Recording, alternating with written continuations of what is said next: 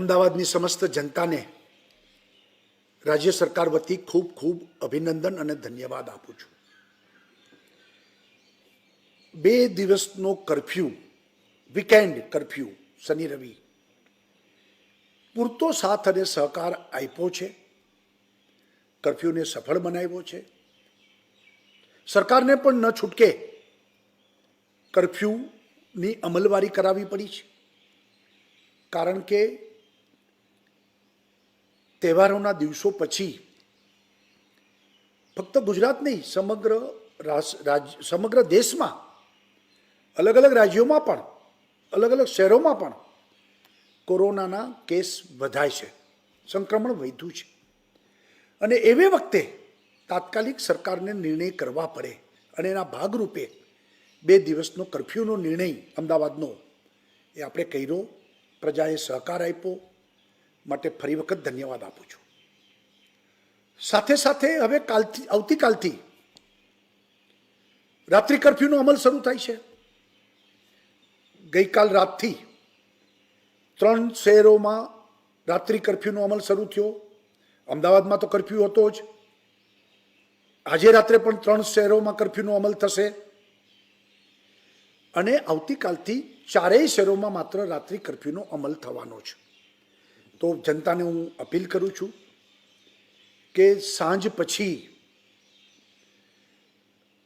ચાની લારી હોય, પાનના ગલ્લા હોય, રેસ્ટોરન્ટો હોય, લોકો બહાર ભીડ થતી હોય છે, સાથે મળીને બધા બેઠા હોય છે અને એને કારણે કોરોનાના સંક્રમણની વધવાની શક્યતા વધતી હોય છે.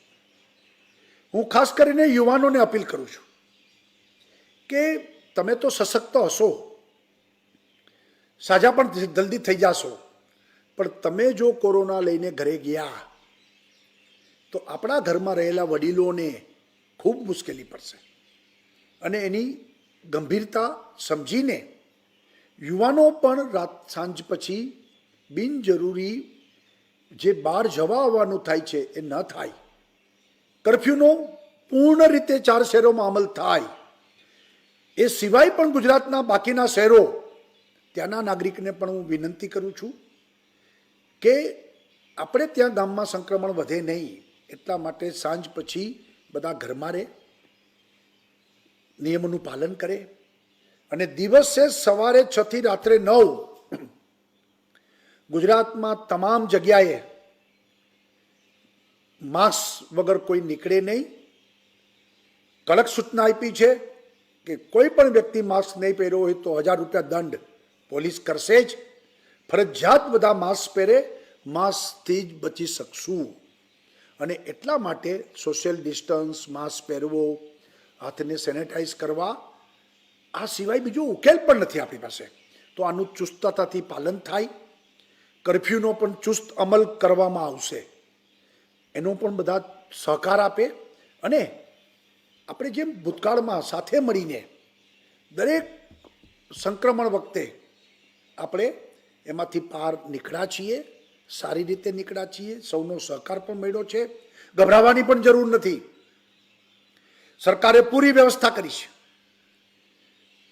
ડોક્ટરોનો ફોર્સ વધારી દીધો છે, હોસ્પિટલના બેડ પણ વધારી દીધા છે, તરત સારવાર મળી જાય એની વ્યવસ્થા પણ ઊભી કરી દીધી છે.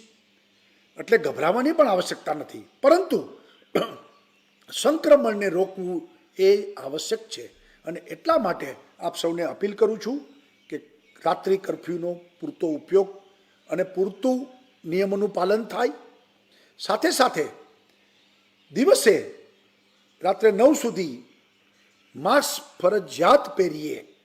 આ 2 બાબતમાં કોઈ પણ જાતનું કોમ્પ્રોમાઇઝ ન કરીએ એવી મારી આપ સૌને અપીલ છે.